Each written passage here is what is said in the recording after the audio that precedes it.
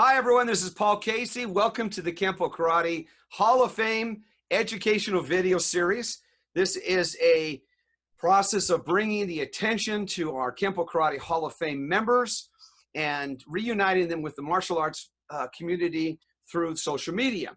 Today, we are very, very happy to have Grandmaster Cecil Peoples, and he'll be representing Hawaiian Kenpo Karate and kickboxing. So with no further ado, Cecil, welcome to the Kenpo Karate Hall of Fame Zoom meeting. See, you say my name properly like they do in Alabama, Cecil, not Cecil. Well, we are very happy to see you here. We're going to ask you a lot of questions. Obviously, we have a lot of people that are watching, and it'll be a very exciting day. So with no further ado, why don't you tell us a little bit about your history, how you came about, where you grew up, and how you got to be involved with the martial arts, and then we'll start going through that. Okay. Well, I grew up in a little tiny town, kind of like Mayberry on Andy Griffith. I think the whole town was only 2,500 people, black and white. And I grew up there. And I, like everybody else, I got involved with karate because of Bruce Lee, you know, from Enter the Dragon. But I was still in Alabama then, and I didn't start till I moved to California. And what brought you to California? Basically baseball. I was playing baseball. I tried out 2 years in a row with the Pittsburgh Pirates. And, but, you know, the racism was so bad then, he was hesitant about bringing us in and playing with the white kids. And so we ended up playing by ourselves the first year. Second year, we went back and we played, and he made everybody play a game. I hit a single, a double, and a triple. I stole second, I stole third, and I came in because one of the other players hit a single, so I came in. I was in center field. You have to play, when you try out, you have to play two positions. I played center field, which Willie Mays played, and I was Willie Mays, I thought. My number was 24.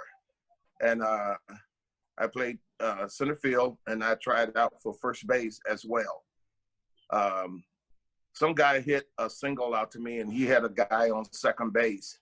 So the guy was going to think he was going to score on me. So I got the ball in center, and he was running. He got around third, and I gunned him down from center field. And on the fly, too. It wasn't it bounced in the catcher's glove. I got it on the fly and got him out. And my mother and the stepfather was there, and they told the guy, look, if you want to sign him, you better do it, because otherwise we're going to take him back to California. So the scout said, hey, that'll be a better shot for him than here in Alabama. You know, so I left, came to California, and started playing here. But when I got here, the season was just about over. I got here in late July. And so I started playing with a local team that was a single A baseball team.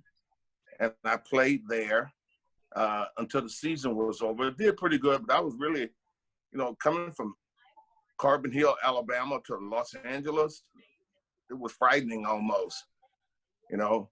And when the season was over, I told a friend of mine, I want to take karate, kung fu.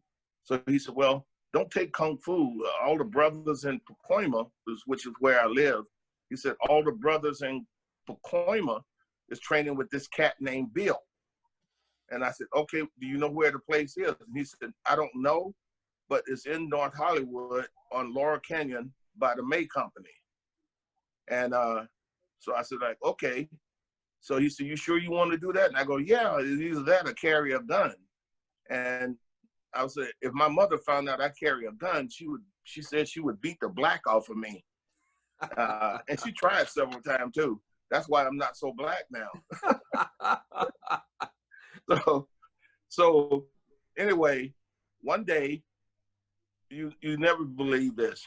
one day, I was, my dad was taking a shower, and I was watching this show called The Lloyd Thaxton.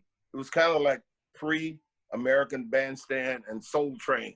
So I'm watching this, and the host on there said, next up, we're gonna have a karate demonstration. So I was like, wow, a karate, you know?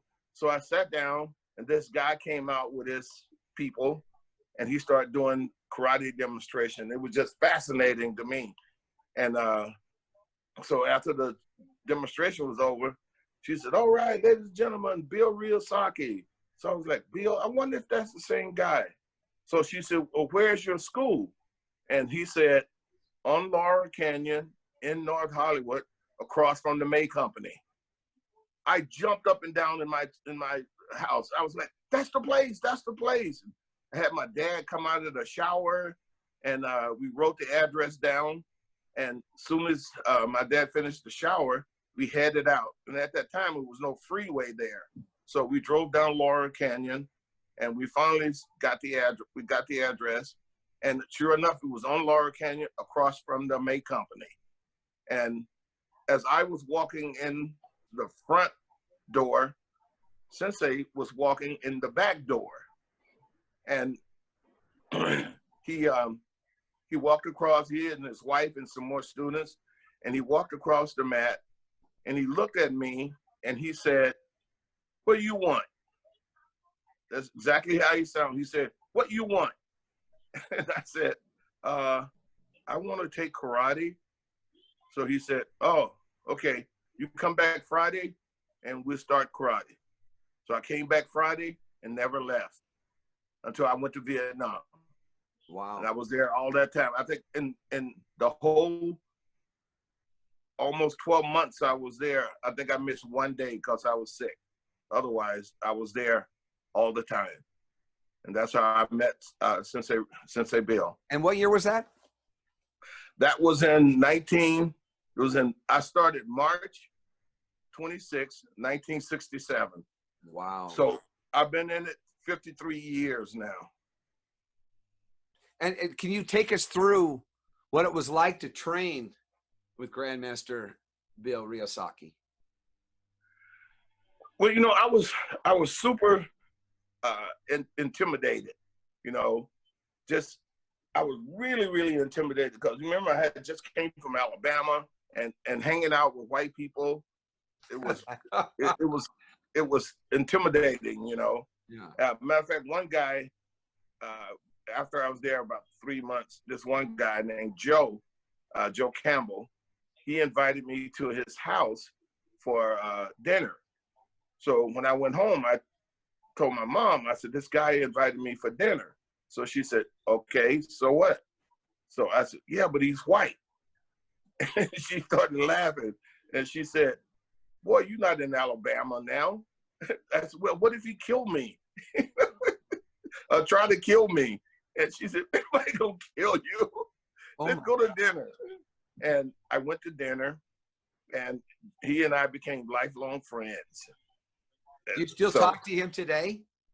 I don't talk to him, but he don't live in California anymore, but I talk to his son and his 2 sons and his daughter, and they still call me Uncle Cecil. At least they say it right. Uncle Sensei now. Yeah. Beautiful. What kind of person? I gotta tell you something you won't believe. When I was living in Alabama, the Rifleman was on, and I loved the Rifleman. And it was a kid that came on. He was like 15 years old, and he asked everybody, "Do you know Lucas McCain?" And they said, "Yeah." "What do you want with Lucas?" He said, "Well, I'm gonna kill him." So they went and got Lucas McCain. He came out and saw this kid. So he wanted to show the kid what kind of mistake he was gonna make. So he put up 6 bottles, and he took his rifle and shot all 6 of them down. And then the kid picked up 6 bottles. The kid looked at him like, wow. And the kid took his gun out and went bang, bang, bang, bang, bang, and shot all 6 bottles. So I was like, damn, I gotta see this. My grandmother said, hey, go to the store and get me this. So I said, yeah, but she go, boy, did you hear me? And I go, yeah. So I went to the store. I missed the whole thing. I was in Alabama. I moved to California. I went to the Navy. I went to Vietnam. I came back from the Navy, started karate again. And one day I was sitting at home and I turned on the TV. The Rifleman came on and it picked it right up where it left off all those years ago. Wow. The exact same spot. Interesting. Is that crazy or what? Well, yeah, that's different. So, okay, so let's go to your training before you go to Vietnam. What branch of the service did you serve in? The Navy, U.S. Navy. Could you I was swim? I was on a ship, the USS Hawaiian. Could you swim? Oh yeah, you have to swim. Otherwise, if you can't swim, you can't get out of boot camp. They can keep you in there your entire enlistment until you learn how to swim. Too much. My father was in the Army. My brother was in the Air Force. So that's why I asked. Okay, so you're getting ready to go, and you're spending this year in North Hollywood with the Grandmaster Bill. And what was it like? What did he tell you? What did he teach you? Tell us about the principles of Hawaiian Kenpo, and why did he call it Hawaiian Kenpo? Well, at the time, he didn't call it Hawaiian Kenpo. At the time, it was just real dojo judo karate. He never said Kenpo karate. I mean, Hawaiian karate. He never said that. It may have been, but at the time, it was just Kenpo karate. And even when we got diplomas back in that day, it was only Kenpo karate, real dojo Kenpo karate. I see. Yes. So, and it took forever for it to become Kenpo karate, Hawaiian Kenpo. It was hard for me to get used to that. I see. But I spoke to you about this before. When I talked to Sensei, like he would call me up in front of this class or call me up in front of him or stand there and talk to me, and I would look down like I'm doing now. My eyes were down. Or I call him and he'd walk up to me and then my eyes were down and he'd walk away. And somebody said, hey, you got to talk loud to him. So I started trying to talk loud to him, but he still kept walking away from me. And finally, I guess he got a little bit frustrated. And finally he said, Cecil. And I go, yes, Sensei.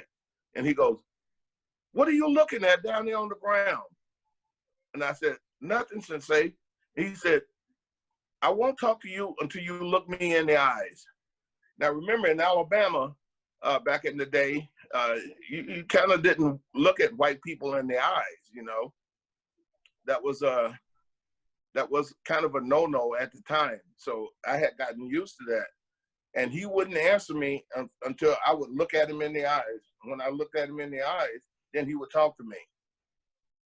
And that's how that got started. Wow. Yeah. What are some of the greatest, I'm guessing that was a lessons in confidence and believing in yourself and not being intimidated by your opponent. Am I correct? Absolutely. What other lessons did Grandmaster Bill Ryusaki teach you? And not on the mat, lessons in life, because I can tell you've risen to greatness because of these lessons.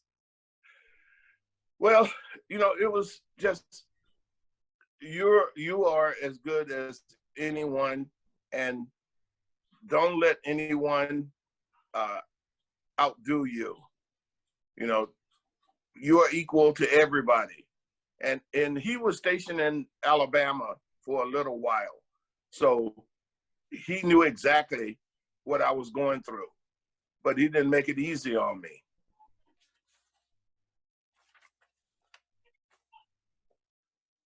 In when his teachings, what did he do? Like, walk us through what it would be in some of the classes then. Oh, geez. Oh, man. At the time, I ended up doing the same thing. At the time, Sensei would walk by with a bamboo stick. And if you wasn't squatting down low enough, whack in the back of the knees with the bamboo stick. Or sometimes he would, if your blocks were weak, he didn't think you were putting a lot of effort into it. So like he'll say, do an up block. So you do it, and he hits you on the head with that stick, but you got to block, otherwise you got hit on the head.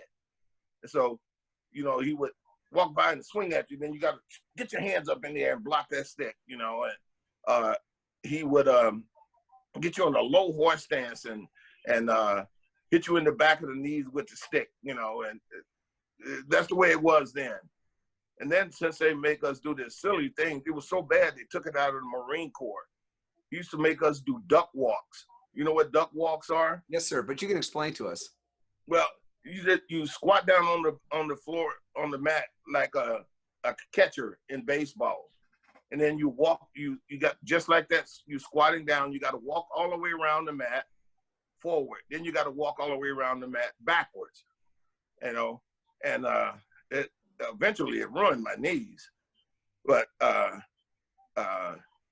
he had us do that and do that and do that. And then he used to take us to Takaboda. Down in Glendale? Over on Brand? Yeah. Yeah, it was in Glendale, yes. So he take us there, and Takaboda would get us in a low horse stance, and we would punch. Ich, ni, song, chi, ich, ni, song, chi. And we would do it for like 5 minutes, all those punches. And it wasn't hard enough, he would hit you with a stick. If you wasn't low enough, he'd hit you in the back of the knees with a stick. So we ended up doing 500 kicks with your left leg, 500 kicks with your right leg. Not in a row, but you would do like 50 kicks with your right, 50 kicks with your left. And you did all that until you got to 500. And I was like, if I ever get out of this school and start my own school, I'm never going to do that.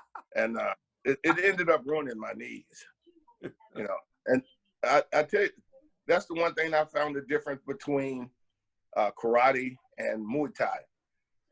You know, in karate, you do a lot of snap front ball kicks, a lot of snap kick, round kick. You reach it high up in the air and you kick as high as you can and you snap that kick out and back so people won't grab it, was the philosophy, you know. And we just kept doing that, snapping out those kicks, snap that kick, snap that kick. Eventually, I had a really fast front kick. Eventually, it ruined my knees too. In Muay Thai, you never see them do empty kicks. Either you kick in a pad, you kick in a bag, or you kick in a person.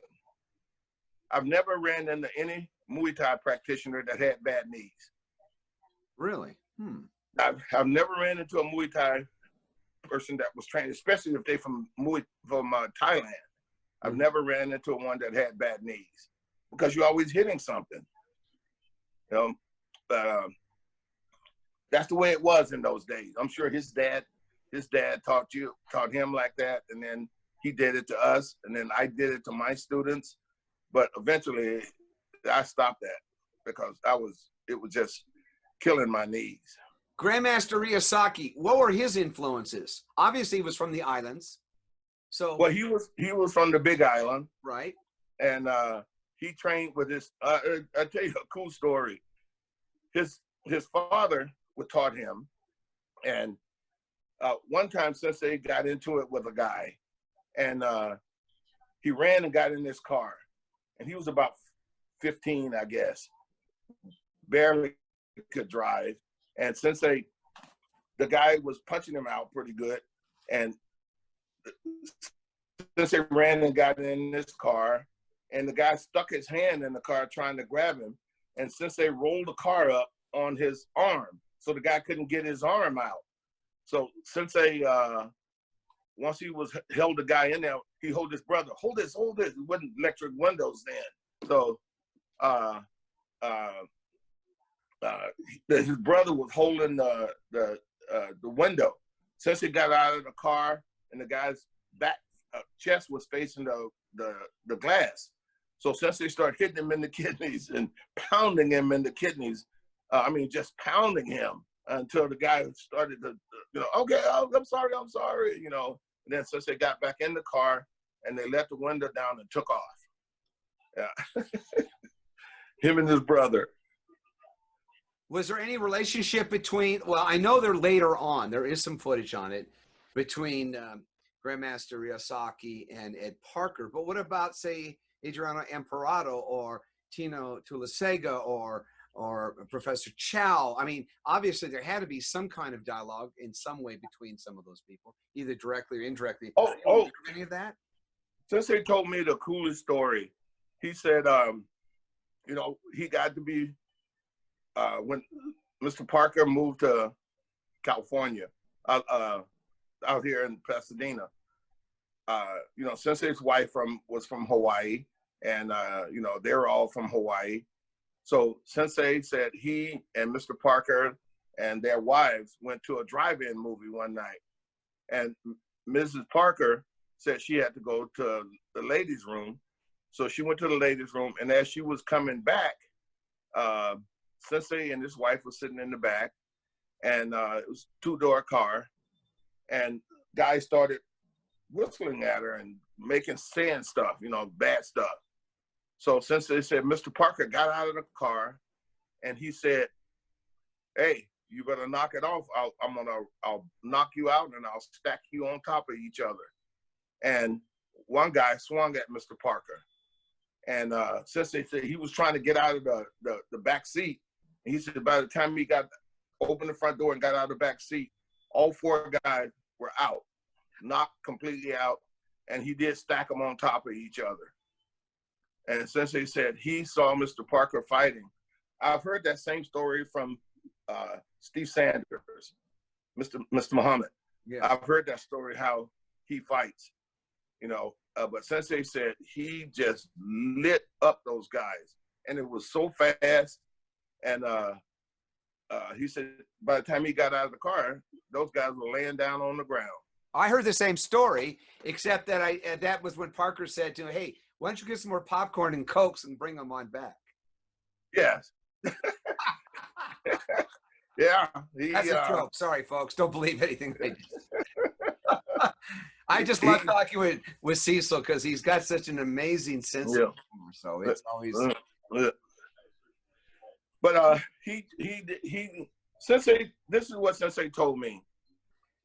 He said he got into fight as he was older. He would get into fights on the island, and I guess he got into one fight, and it was really difficult for him.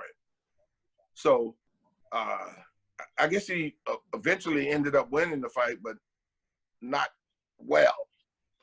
Mm-hmm. And Sensei said he got punched around, and when he left the fight, he went home and he told his dad, "Your karate don't work."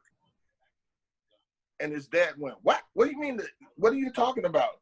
So he told him the fight he got into and the things he did, and he said, "Dad, it don't work. Your karate don't work." And so Sensei told him, "I'm gonna go to Honolulu and I'm gonna train with some of my friends and some people I know." They said, "Come there and train with them." And that's how he ended up in Honolulu, and that's how he ended up with Kenpo karate. I see. Did he spend some time with Professor Chow? He spent some time with Professor Chow. Who else? What was the guy's you named? Imperato. Yeah. I mean, he worked out not with one particular person because he was on the quest for knowledge then, and so he trained with as many people as he could until he ended up moving to California. I see. When did he come to California? I don't know. I'm sure some of my other students on there may know when he moved to California. But I came in '60. I moved to California in '66. I started with him in '67, and he had already been here. So I think he moved. He went to the Army. He moved to California, went to the Army, came back out. Right. And he was teaching for another guy.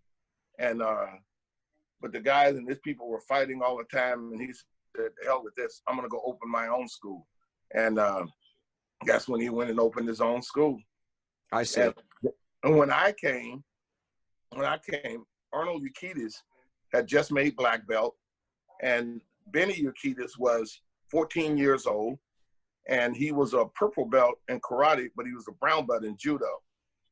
And I used to watch Benny at 14 years old practice judo. I do judo in the little classes Sensei had on Saturday morning. And good Lord, Benny would throw these guys around, falling on their head and their neck. And I was just like, dang, who is that guy? Mm. And one day in karate, the class, I saw Sensei Benny do this kick. And I said, Sensei, what kind of kick was that? And he said, what, who, what? And I said, that guy over there, that short guy. And he said, hey, he said, Benny, do that kick again. So they had the guy hold the bag, and Sensei Benny did the kick, which ended up being a jumping, spinning back kick. And it was just the coolest thing I had ever seen.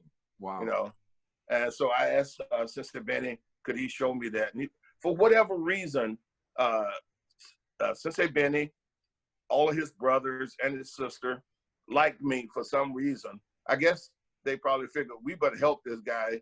He looked like he's right out of the sticks. So they went out of their way to help me. I see. And so now we're getting past your training. You go and do your military stint. You come back. How many years were you in the Navy? I was signed up for 4 years, but after 2.5 years, maybe almost 3 years, the war started to end down. You know, all the protesting they were doing at the White House and all this thing. You know, the war started to wind down. So the Navy started, when people got a choice of, because they had nowhere to put everybody, you know, it couldn't put the people that with all the ships that they were decommissioning on another ship. It was just too many people.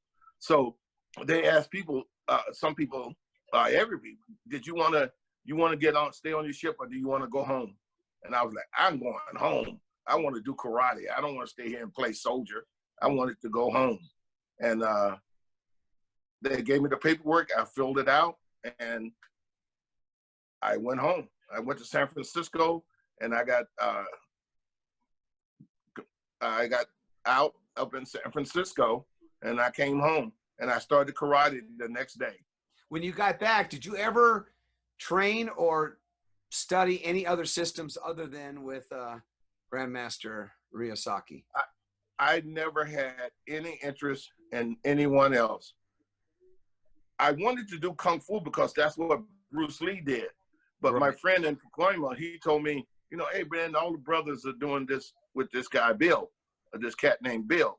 So had I seen Kung Fu, at the time it was Gung Fu. I remember seeing schools, Kung Fu schools, but it had Gung Fu, G, instead of a K. It didn't, excuse me, it didn't become a K until the TV series Kung Fu's Cathartic. I see. With David Carradine. And then it was Kung Fu. But I would have trained in Kung Fu probably if I found it, but it was not very many around. So, and I was happy with Sensei. He was as skinny as I was.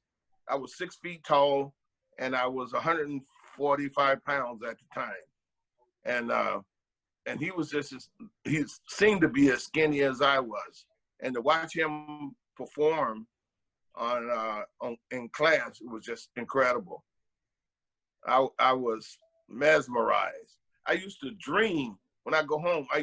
Like Sensei would show us this thing called Waza 1 or Waza 5, Waza 15, Waza 20, whatever it was. Whatever Waza he showed us, the night I would go home, I would dream these guys jumped me, and I did Waza 2, and I did Waza 3. You know, it was the coolest thing. You know, look at me. And I'd wake up in the middle of the night, key-eyeing and stuff. My mother would come in and say, "Boy, what's wrong with you?" You know, and I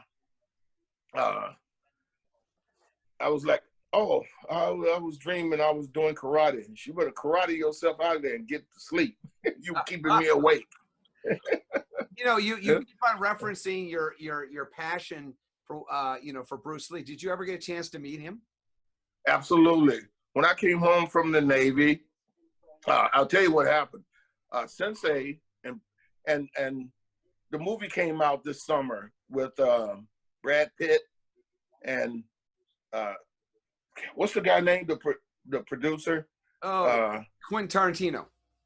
Quentin Tarantino. Yeah, That movie that came out in Hollywood or somewhere in Hollywood or something. Right, right. So one night we were training, and that was a true thing. They were gonna do a movie about Sharon Tate, and so Sensei, for whatever reason, Sensei came back to the school, and he brought Bruce Lee with him. So you know, when Sensei walked in, you have to, any black belt at the time, you have to face wherever Sensei was, the back or the front, and you say, "Come to attention." Everybody comes in, pay respects to Sensei, and you bow. And then he say, "All right, go ahead and practice." Well, he brought Bruce Lee with him. So they walked across the mat, and we saw Bruce Lee. It was like, wow, Bruce Lee, you know. And we started, instead of punching really hard, you know, we started doing this, looking at Bruce Lee, you know. And he wasn't really openly friendly. He went over by the office, and after a while, he kept saying, "Hey, Bill, come on, let's go, let's go." So since he said, "Hold on, you know, I got to do this and this." So then he said, "Come on, Bill, let's go, let's go." So Sensei said, "Okay, all right." Then we had to pay respects to Sensei when he was leaving, but I don't think he shook anyone's hand or, you know, high five. Well, high five wasn't invented then. You know, whatever he was doing, he never said anything to any of us, you know, but it was just amazing looking at him. It would be like looking at Willie Mays or, you know, like that, you know. And is that the only time you met him or saw him? No, I met him again at the internationals, and he was doing this thing with, you know, you hold a penny and a penny in your hand, right? And they call some guy out and put a penny in the guy's hand, and then Bruce Lee said he's gonna take the penny out of his hand. So he would do this move, and he'd take the penny out of the guy's hand, and the guy was like, closed his fist, and he was like, see, you didn't do it. I got the coin in my hand. He opened up his hand, and there was a dime in his hand. He took the penny out, placed the dime there before the guy could close his hand. No kidding. Wow. And I was like, damn, damn, damn, damn.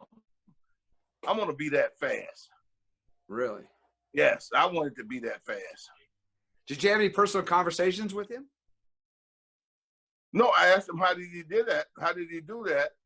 And he said, "Get away from me, boy. Go back to Alabama." No, he didn't. No, he didn't.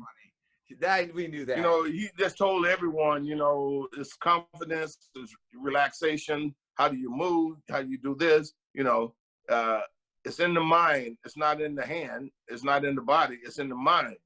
You know, and so Joe Louis came, and Joe Louis, he and Joe Louis started talking, and then Arnold Yakitas came up, and other people came up. So they ended up walking away. But I was there the day he saw Steve Sanders fight, and he was just amazed at Steve Sanders. And he asked Mr. Parker, "Who is that guy?" He said, "Oh, that's Steve. That's one of my black belts." He goes, "Wow." He said, "I want to work out with him." And they did. They went to Mr. Parker School in Pasadena. They worked out. We talked about this before. But share with the rest of the okay. So they went to Pasadena, and they had to basically sign a clause that they couldn't tell anything that anyone that what happened. And I am a very good friends with Dan Redardi. Dan Redardi was a very good fighter in those days.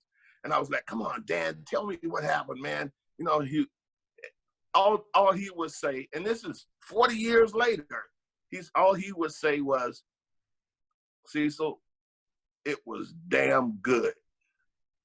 And I said, "Yeah, but who won?"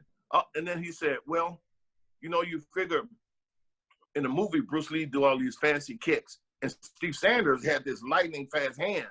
But you see, when they were sparring, Mr. Muhammad did better kicks, and Bruce Lee had faster hands.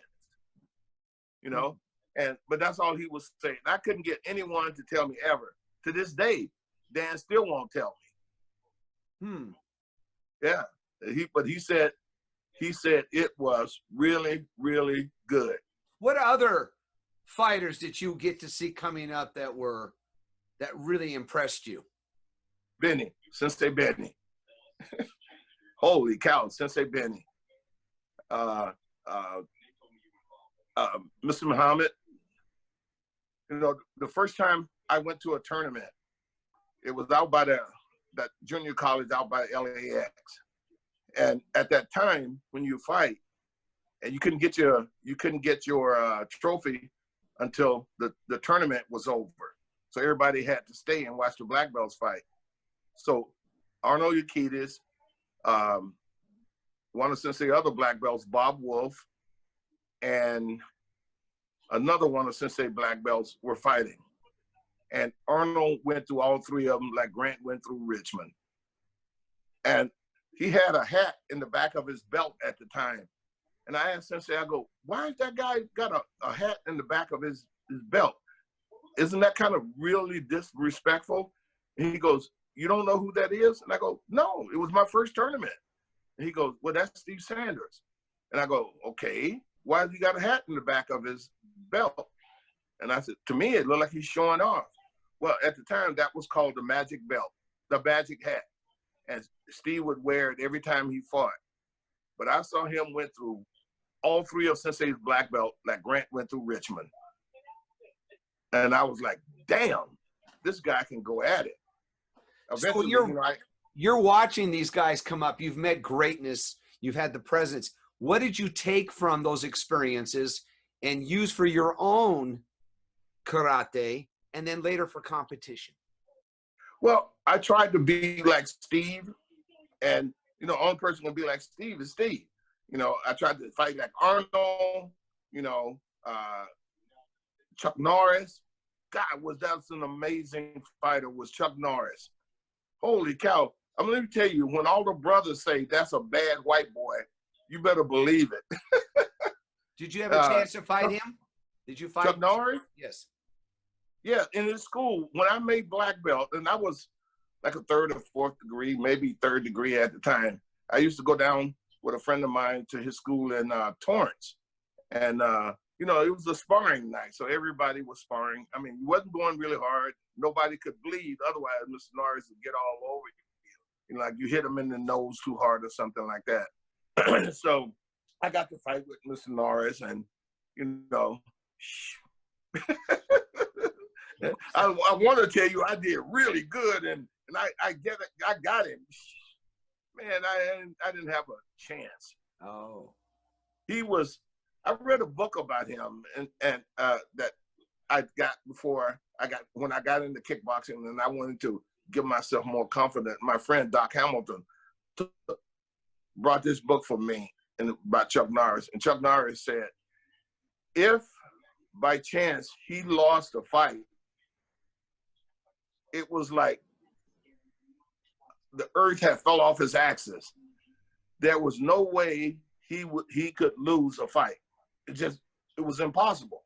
It was impossible for him to lose. That was his train of thought. I can't lose.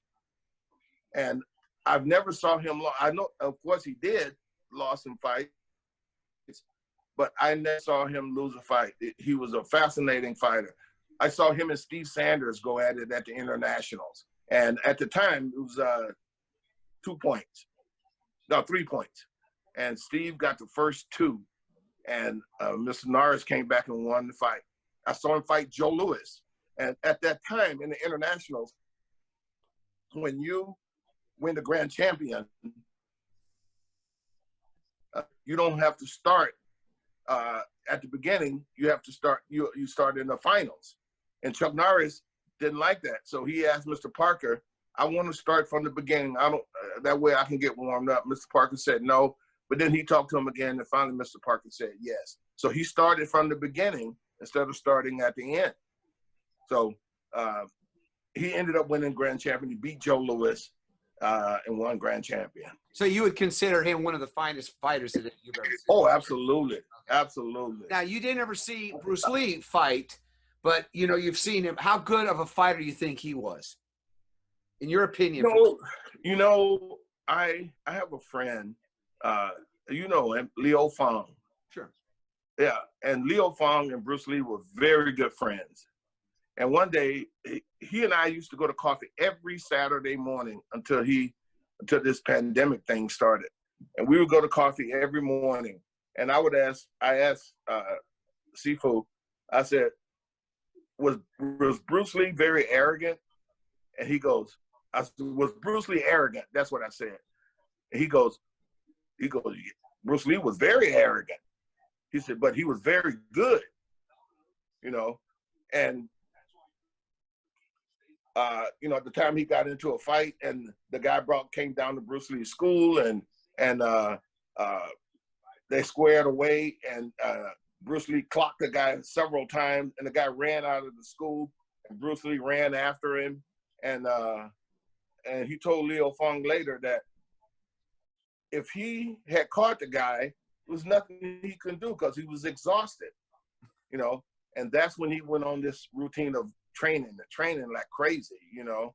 And he said that Bruce Lee met Muhammad Ali, and they got along really well. And Ali was teaching him how to do hooks and jabs and uppercuts and things like this.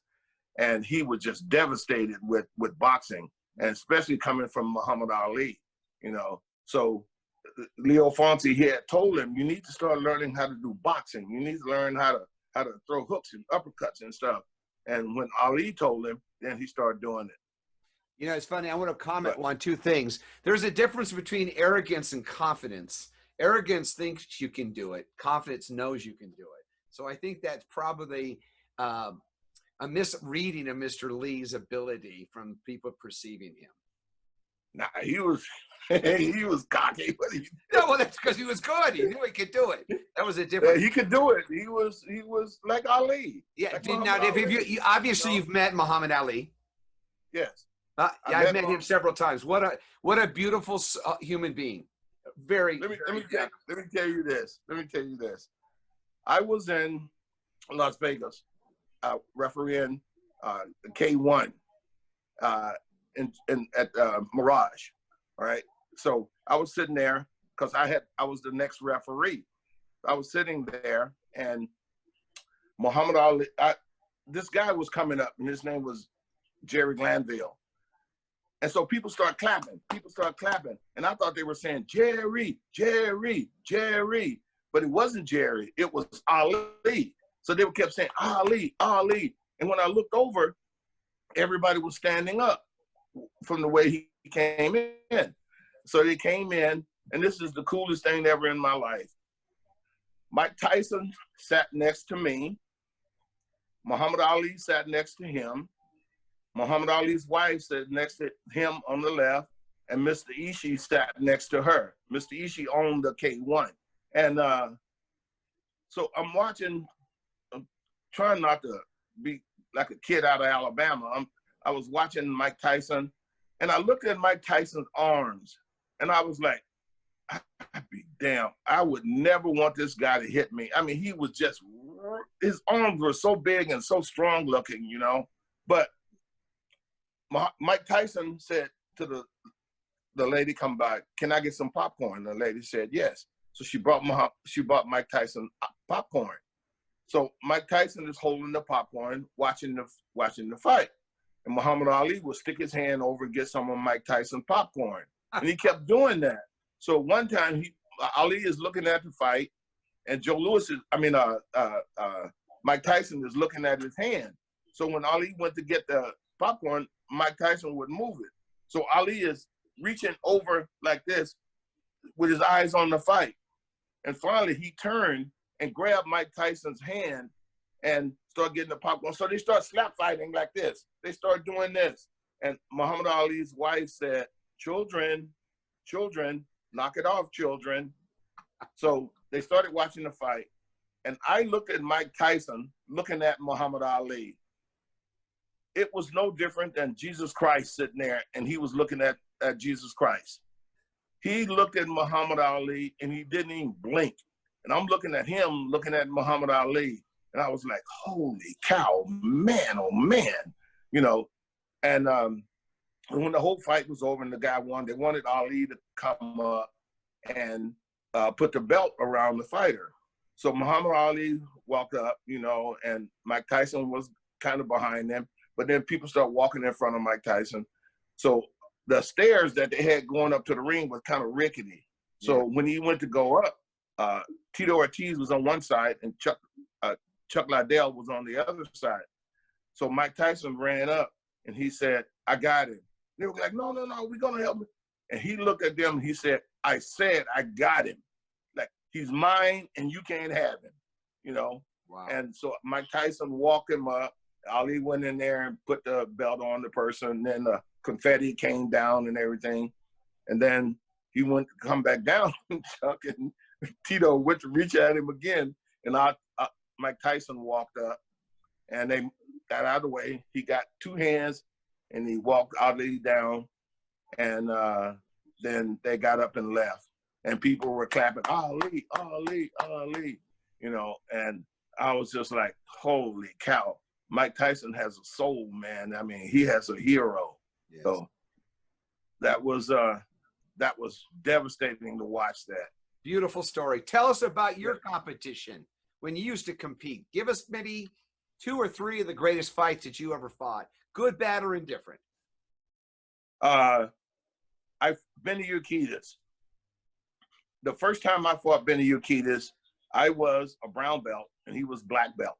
But since they told me I could put on a black belt and fight, and since Benny and I fought, we fought 3 times in point karate. And the first time I lost to him 2-1. The next time we fought, I was already a real black belt by then. And then I lost. I beat him 2-1. And then we went to Salt Lake City. And it was a big tournament at the time up there. And so Sensei Benny, Howard Jackson, and we were in the same division, lightweight. So we said, hey, we're going to eliminate each other. So they were like, hey, Cecil, why don't you go up to middleweight, you know, because, you know, you're so tall and skinny and all this stuff. So I said, okay. So I went and signed up for middleweight. Well, Howard didn't want to go because he wanted to fight Benny. And eventually it came down to those 2. And Howard could do a really nice jump hook kick. And he did a jump hook kick. Benny ducked under it. Howard landed on the floor on a piece of paper. And he split like he was doing the split and dancing. And he hurt his knee. And it was almost the end of him because his knee was just wrecked for a long time. So Benny won the fight. And then in the finals, I had to fight Sensei Benny. And then the light heavyweight and the heavyweight had to fight each other. So I lost to Benny again, 2-1. And he went on to fight the heavyweight and he beat the guy bad. And so Benny won grand champion, and you know, we all came back and we were really happy for him and everything. And then Benny said to me, well, I'm quitting. This is my last fight. I was like, what do you mean? You just won grand champion. How do you? He said, no, I'm going to start kickboxing. I was like, what? Yeah, I'm going to start kickboxing. So he started training with, God, what's the boxer name? He was a world champion at the time. And so Benny started doing kickboxing and never lost. From what I understand, he was 60-0. Wow. You know? Is that what inspired you to go into kickboxing? Yeah, everybody wanted to do it. We all wanted to do it, you know, because point karate was going nowhere at the time. Everybody's tournament was a world championship tournament. Everybody's Um, everybody's tournament was the world champion, the state champion, whatever it was. So I told Sensei I wanted to try out kickboxing. So he was like, okay. So I would go down to school at night, and he would swing at me with this bamboo thing, you know, and I would have to block and kick and you know, as much as he could do. Eventually, I ended up with a real trainer, and my first fight is the picture I have here. What a beautiful photo. Beautiful. Yes. Look at that. Tell us about that photo. That's Lenny Ferguson. And how did that end up for you? And I ended up losing that fight. Huh? What'd you say? I said, how'd that end up for you? Well, I ended up losing because I got disqualified. I had won my first fight from a guy from the BKF, and then Lenny was from the BKF, and we were fighting, and the winner would go on to fight for grand champion or first place. And Lenny would grab me. You know, we were fighting. He would grab my legs like he was trying to take me down, you know. And I need him. Just, I wasn't trying to. It's just, you know, you practice all those years of doing one thing, and when somebody do it, I need him. So I got a warning. No, I didn't. I got a point taken away. And then we started fighting again, and it got really good. You know, Lenny and I were really going at it. And he grabbed me again, and I need him again. And they disqualified me. So that was my first fight in kickboxing. I won the first two, and then I lost to Lenny. I see. So there you go. What was your record as in full contact or kickboxing? It is.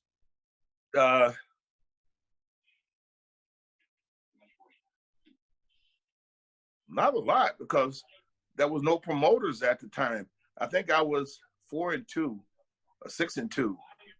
Okay, so now you're done with kickboxing. You go to your last bout fighting kickboxing. What took you to being an official, being in the ring? Well, the organization that was doing the shows was the PKA, Professional Karate League, and they were putting on shows. At the first show was at the Sports Arena, and then they did one at the Forum, and the boxing commission eventually got involved, and they had to go to Sacramento and this and that, you know, and they said, you have no ambulance there, you don't have this and this and this, and it's in the state of California who regulate boxing. Yeah, but this is not boxing, it's kickbox, full contact karate and blah, blah, blah. So the boxing commission took over the fight, and they said, if you can't do this, or we will have the police shut you down. So they had to join the kickboxing. But at the time, they regulate the fight, but the promoter could assign their own judges and referees. So they asked this guy, JT Will, from Cincinnati, they would have to bring him all the way out to California every time. So finally they called me and they said, hey, Cecil, we want you to be a referee for us. And I was like, I don't know how to referee. And they said, yeah, well, call JT. We're going to have JT Will call you, and then you could talk to him, and then he'll give you all the ins and outs of it. So JT called me several times, and we talked several times before the first fight. And then we got to the first fight, and I started refereeing. And my last fight of the night was with Alvin Prouder, and he was fighting for a world championship. And I ended up doing a pretty good job, you know, and you know, like when you do something and you didn't know you could do, and then there you go. So I started, at that time, I was the only referee in the state of California. So I started refereeing. Every time there was a fight, I fought. Like they had fights in Ontario, not Ontario, up in Northern California. So they would bring me up there. They had 23 fights. I refereed all 23 fights, you know, and that's the way it was then. And then eventually the boxing commission said, you know, we can't allow you guys to do this, because if Cecil gets hurt, who's going to referee then? So they start bringing in a couple of more guys, and then one guy, and then they brought in some more guys, and then the guys up in Northern California. I went up there a couple more times, but then they had to start having other people do it. So that's how I started refereeing. Now, in your career as an official, a referee, center judge, give us some of the ones that were the most exciting bouts that you refereed, and then maybe some of the crazier moments. I can give you some. Well, let's not get to the crazy yet. Let's get to the good ones first. Talk about that. I was refereeing a fight in Knott's Berry Farm. Yeah, it's like Disneyland but smaller. Sure. And I was refereeing. They had kickboxing shows there, and I was refereeing. And this guy gets cracked, and he goes down. And I counted him out. 5, 6, 8, 9, 10, you know, and I counted him out. So after the show was over, he came up to me, pissed off, and he said, "Cecil, I can't believe it. Why did you stop the fight? I had my hands up." I said, "Yeah, your hands were up, but the rest of you was on the ground, on the mat." So he was pissed off too. He was like, you know, I had my hands up, you know. Another crazy fight was I was refereeing in Las Vegas, and I was the first person to do kickboxing or Muay Thai in Las Vegas. Refereeing, it was one of Benny Urquidez's guys fighting. What was his name?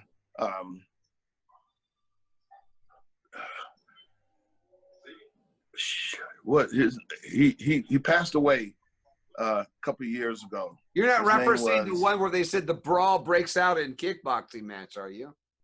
Between Hector Pena and Hector Pena. Rami Lewis. Okay, now we want to hear some. Okay, inquiring minds want to know about this one. This should be interesting. Yeah.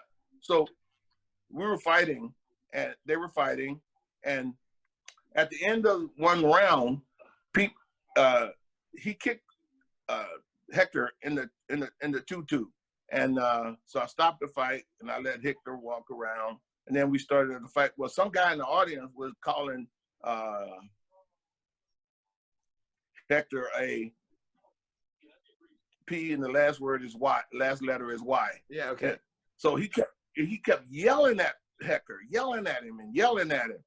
So when the round ended, I pushed the other guy to the corner, and I look around, and Hector is crawling over the fence to go jump on the guy in the audience. So I grabbed Hector, and I walked him back to his corner.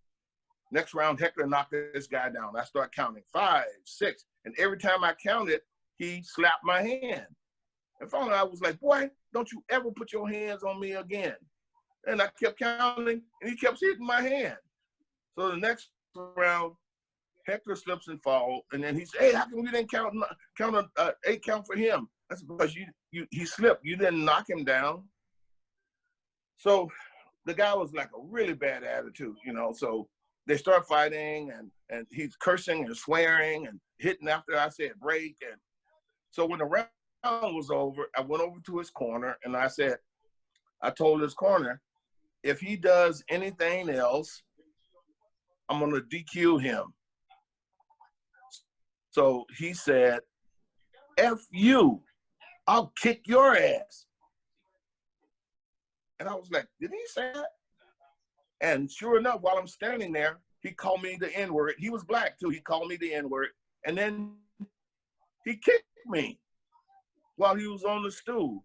He kicked me. He was trying to kick me in the tutu, but he kicked me in my thigh. And I was like, he kicked me. And I punched him. Bam, right in the face. And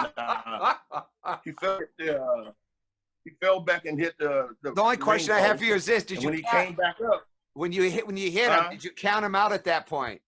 No, because he wasn't out. But when he came back up, I caught him in the face.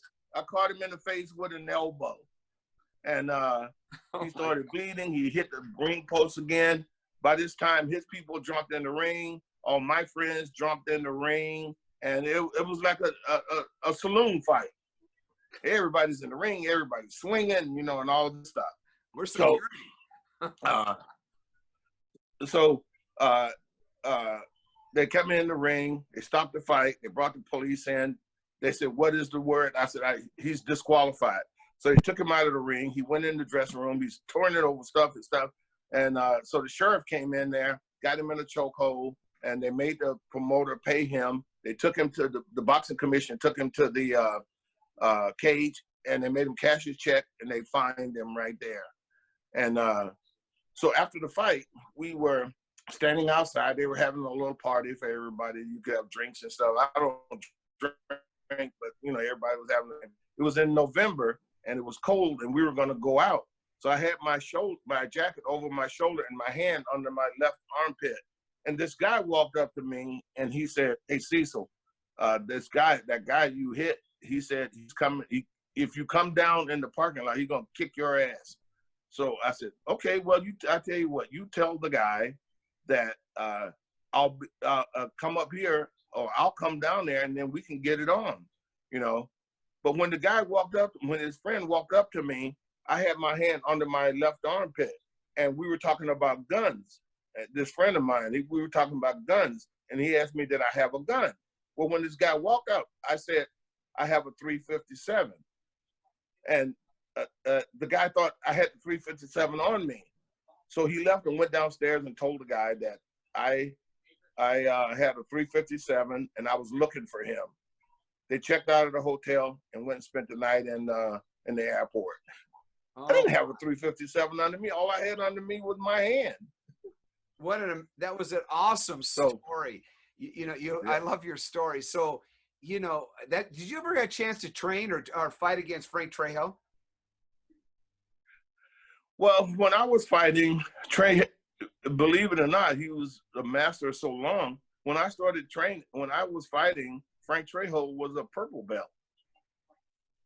The time I told you, the 3 times we fought, the time I fought Benny Urquidez, that was the time.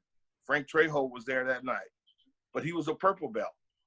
And then next thing I know, man, I didn't know he was a boxer, and I didn't know he could train boxing, but boy, he was all that. Frank Trejo was all that. Did you ever officiate any one of his fights? No, he did. I didn't see him kickbox. He was boxing. I didn't referee boxing. He was a boxer, and I didn't see him box, but everything I read and heard about, he was all that. What was your last conversation with Grandmaster Bill Ryusaki? I had to go to Wisconsin, Green Bay. I had to go to Green Bay. Yeah, it was in Wisconsin. I had to go to Green Bay to do King of the Cage show. And I went there and I saw Sensei in the bed and he wasn't looking good. But I scooted my chair up by him and it was a lot of people, his daughter, his wife, his friends, and everybody was there. And I had my hand on the bed and he reached over and grabbed my hand. And I said, "Hi, Sensei." And he couldn't talk, I said, "Hi, Sensei." And he said, put his thumb up. And I said, "I have to go out of town, but when I come back, I'm going to see you. I'll come back and see you." And he squeezed my hand. And I went outside to where his daughter was. And I started crying like a baby. Because, that's my sensei. He's not supposed to be sick. He's not supposed to gonna die. That can't happen. He's my instructor. Come on. He's not afraid of anything, So I left Thursday and I went to Green Bay. And on the way back, when my plane was coming down, we landed at LAX and I turned my phone on right away and I got a text from this guy from Vegas. And he said, I'm sorry to hear that, to hear the bad news. So I called him and I was like, what are you talking about? What bad news? And he said, oh, have you gone online yet? And I said, no. He said, go online and call me back. And I go online and I see Sensei has passed away. So I called my friend, Denny Mortensen. He should be on here. I called Sensei Denny and he said, yeah, Sensei Bill passed away. And then I called Quincy back and I got back and I called everybody and they said, yeah, you know, they were going to send him home and have hospital people come over and take care of him in the hospital. But he didn't even get to do that. He passed away right in the hospital. And I was in Green Bay when that happened. So I never got to see him alive again. Well, thank you for sharing that personal story.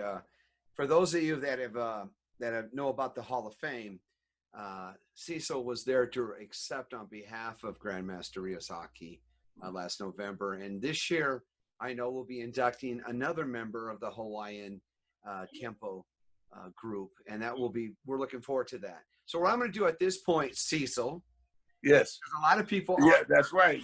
Not Cecil. No Cecil. Forget this Cecil business. It's Cecil. I like that. It's Cecil. That's so right. We're going to go and we're going to open it up. And I'm going to ask some of the people that are watching here today to either say hello or if you have a question for them, just a simple question. Let's start with Adam. Adam, welcome to the Hall of Fame. I'm going to unmute you now. You're unmuted, and I believe you are, unless you unmuted yourself. Did you mute yourself, sir?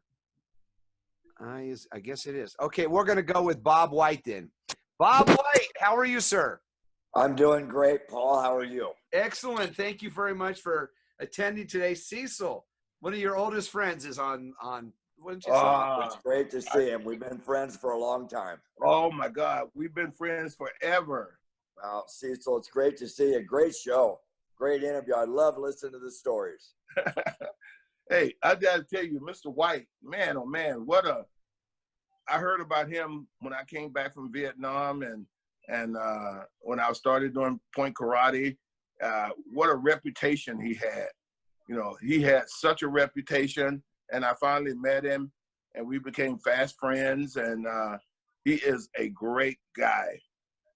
And I prayed so hard because he was very ill at one time, a couple of years ago, and I prayed and prayed and prayed and prayed that we wouldn't lose him because, you know, God ain't ready for him yet.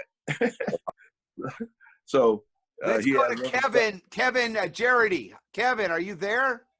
We're going to unmute you right there. And there you go. Kevin, say hello. Yeah, hi. Sensei Cecil, I was wondering if you ever had the opportunity to apply martial arts in the streets, if you've ever been attacked with a weapon or anything like that. Yeah, well, the one in the ring, I've had several fights. Much as I hate to say it, I got jumped at a nightclub. My sister and I went to a nightclub, and the guy came up behind me and said, "Hey, give me one of them bitches that you got."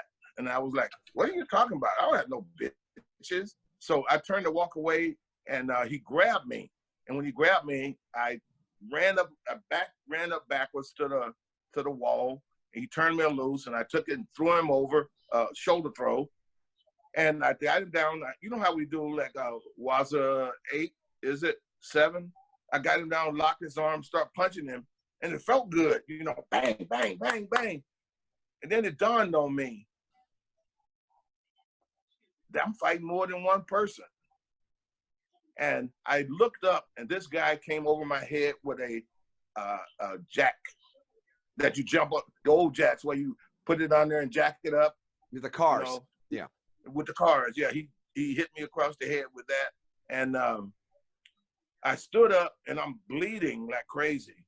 And he stepped back, like he was afraid of me or something. He stepped back, and I stepped forward, and he stepped back, and blood is running down my face. And then the guy said, "Hey, the cops coming, let's go." So I ended up having to go to the hospital. I got 8 stitches in the top of my head and one across right up here. I got stitches there.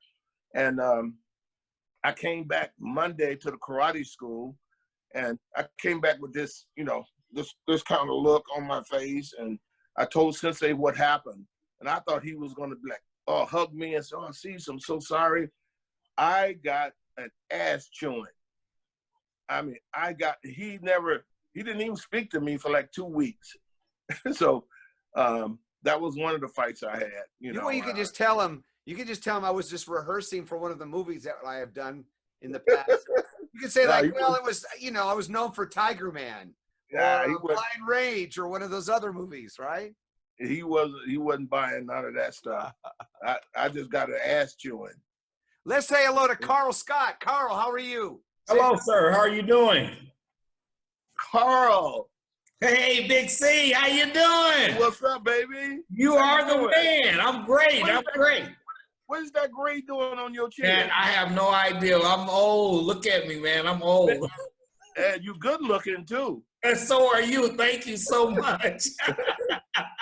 I just wanted to share with you, I'm so proud of you. You are one of my heroes, man. I'm telling you. I remember as a little kid running up to you and saying, Mr. Cecil, how you doing? Boy, just stand over there. I was always a bug trying to get some information from somebody.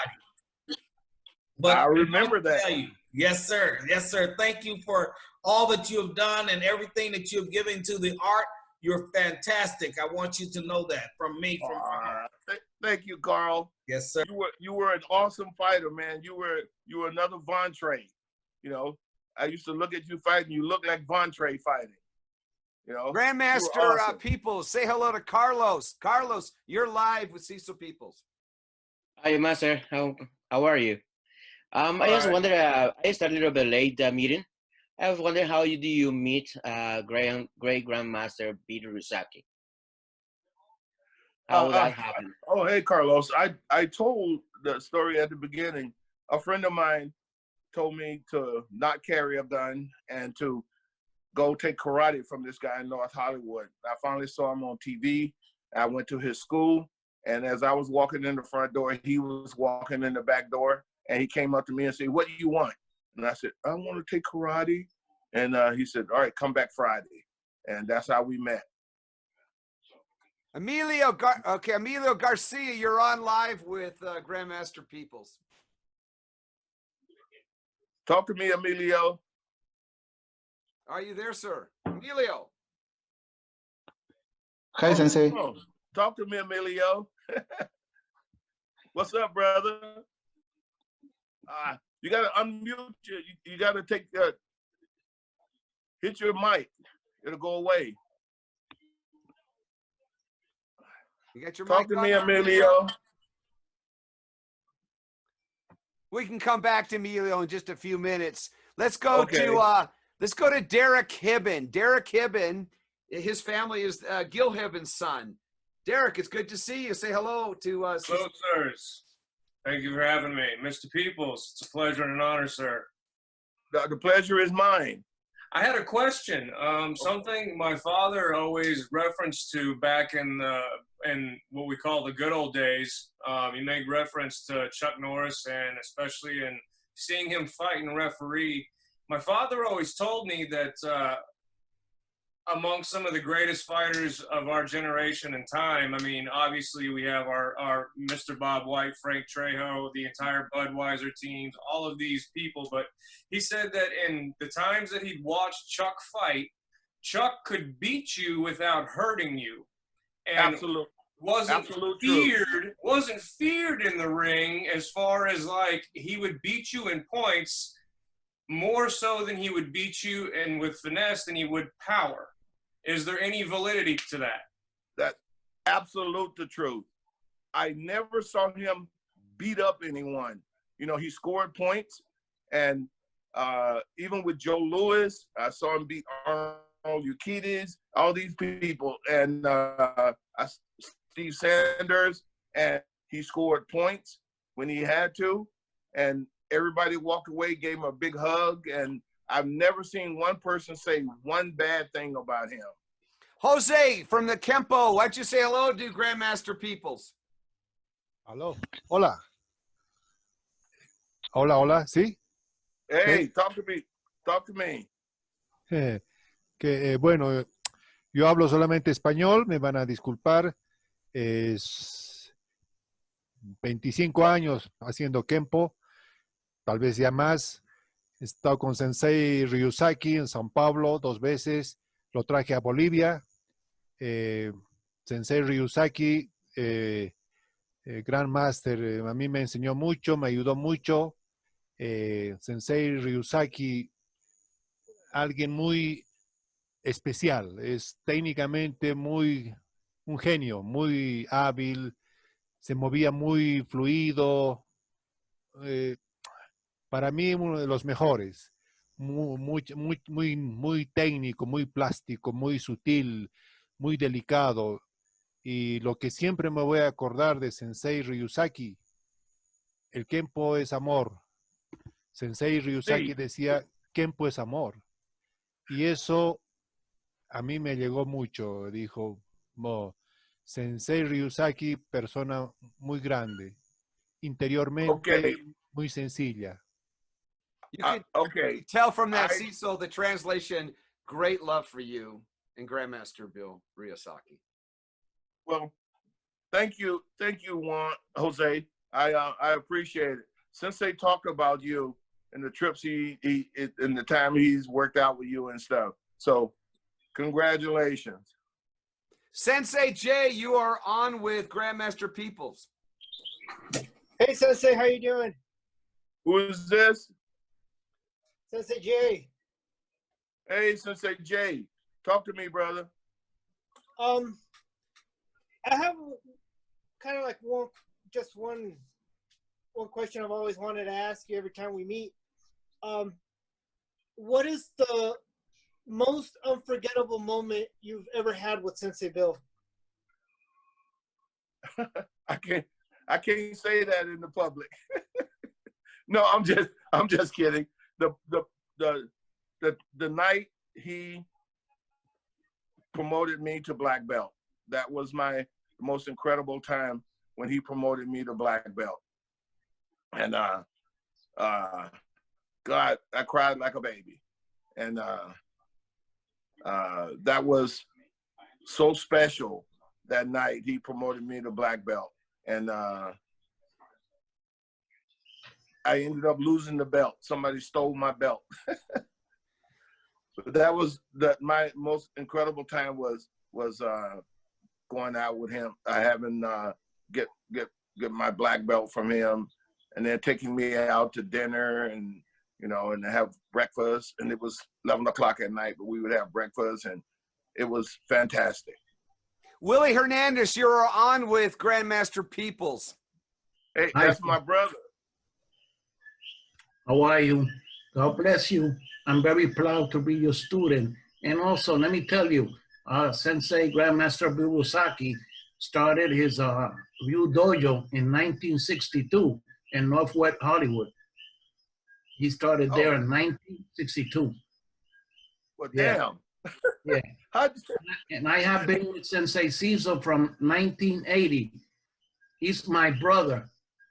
Okay? God bless you all. I'm happy to hear you. Thank you. Thank you, Sensei Willie, for coming on. I appreciate it. Steve Orsino, you're on with Grandmaster Peoples. Am I on? Oh, okay. Yes, you are, sir. Okay, Grandmaster Peoples, I started in 67, but I was only 9. But I do remember going to a lot of tournaments and watching you fight. I was just kind of blown away at your fight ability. But I do have a question. You said you were friends with Leo Fong. Yes. So that's Leo Yes. Fong here in Stockton, right? Yeah, that's the one. But he lives about a mile and a half from me now. Oh, really? Yes. I didn't know that. I walk to his house all the time. Okay, so I'm about 40 minutes north of Stockton now. But I was wondering, now did you got to meet through him? Did you meet Angel Caballas? Oh, Angel Cabal. Serrata Eskrima, yeah. Because I know Leo trained with him in Serrata years and years ago. I may have. I just don't remember it. I may have. You know, I met Leo because he and Ron Marchini was putting on karate tournaments in Stockton, and yeah, I used to go to them. yeah, okay. So that's how I met Leo Fong, and then next thing I know, he was living down here. So, but we go to coffee until this pandemic started. We would go to coffee every Saturday morning and have coffee and talk for like 2.5 hours. So, till his wife came and made him leave. Is he still active or is he not? Yeah, but you know, Cecil he's 91 now. Yeah, no, he's up there. And, yeah, but I went to his birthday party. He still works out, and you know, he holds the bedpost and he throws some good hooks all the time, and he works out. He still teaches, so he's a good man. Good man. Cool. Yeah, thank you. I'll tell him. Well, we've got time for 2 more, and I'm going to try this with Sensei Kunyang. Sensei, are you there? Say hello to Cecil Peoples. Hey, Kunyang. Hey, Sensei, how are you? Hey, how are you? Sorry? I'm glad you got on, bro. Yeah, thank you so much for the invitation, Sensei. I talked with you the last week, but good to see you now in this new platform. I want to say thank you for sharing this history with us, and for all the Latino people, I welcome them to come to meet you one time when this stuff they get off and we can see each other again. I love you, Sensei. Hey, I got to tell you guys, Carlos, Sensei Carlos, was Sensei pride and joy. I mean, he would go up to Canada, he would stay up there a week and teaching up there, and I was like, where's this Carlos guy getting all this money from? Because he would fly down here. He would fly down here just to take Sensei to the hospital. He would fly down to California, to Los Angeles to take Sensei to a Hall of Fame. You know, and I was like, man, this guy got some bucks on him. But Sensei was so happy and proud of Carlos. And he did some techniques before he passed away, and Carlos videoed him and wrote it out, and he said, this is the way I want it done. So this is the way Sensei Carlos has been teaching Sensei's techniques. You know, Cecil, I just want to say on behalf of the Kenpo Karate, you and Grandmaster Bill Ryusaki and all the members of your group are incredible. I have to say, when I met them and met you at the dinner last year, you epitomize first-class individuals, and it is truly an honor to have you here today. You can feel the love from the people that are watching. We will repost this up very shortly. And before we say goodbye, I want to thank you personally, and I'm going to unmute the mic on everybody. So everybody give your goodbyes to Grandmaster Cecil Peoples and the Kenpo Karate Hall of Fame today. All right, Cecil. Love you, man. Temple, love you, man. Bye, Sensei. Hey, Steve, or I'm going to tell Sifu I talked to you. Steve with the hat on. Steve. SAJ, say hello. Are you talking about Robert? Steve Orsino. No, Steve Orsino. Steve Orsino. Yes. Hi, Steve. I'm going to tell Sifu I talked to you. I don't think he's on because he may have left. His picture is frozen on there. Yeah, but Dennis Knatzer's here, Senior Master Knatzer. Say hello to Cecil Peoples. Mr. Peoples, how are you, sir? Doing well, sir. I've known you for decades and watched you, and when I watch you referee, I'm just so hoping that one of those guys is going to take a wild shot at you and, put you on the arena there and get them going.